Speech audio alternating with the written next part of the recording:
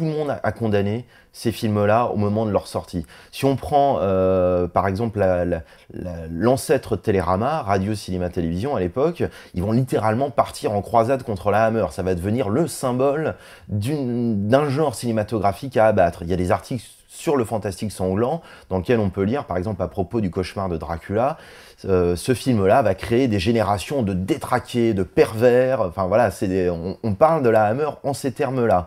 Donc il y a vraiment un espèce de réflexe moral, un réflexe d'ordre moral contre la Hammer à ce moment-là, de ce côté-là. Mais de l'autre côté de l'échiquier politique, par exemple, si on prend dans la presse communiste, par exemple dans l'Humanité ou les Lettres françaises, à la même époque, on a aussi une espèce de réflexe d'ordre moral par rapport à ces films-là. Là, ce coup-ci, on les accuse, en gros, de détourner le public de l'horreur réelle du monde. Voilà, de l'horreur politique du monde. Pourquoi mettre en scène des monstres fantastiques qui n'existent pas? Ça n'a aucun sens.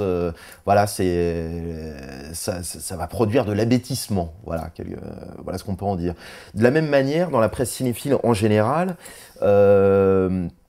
alors là, on n'assume pas un discours moraliste de manière aussi évidente, mais néanmoins, il y a une gêne évidente.